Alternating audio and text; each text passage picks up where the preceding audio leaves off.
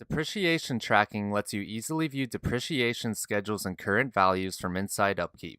For any new or existing asset, you can add the purchase date, purchase price, residual price, and useful life.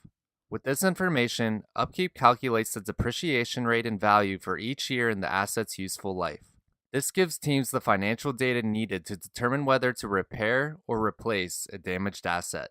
You can also cross-reference this financial data with historical maintenance data to see how likely the asset is to break down again. For financial audits, UpKeep makes it easy to view assets based on different financial criteria. You can filter assets by depreciated value and other finance-related information. You can also apply a simple filter to see which assets have value and which ones don't. To start tracking asset depreciation, import your assets into UpKeep with a free account.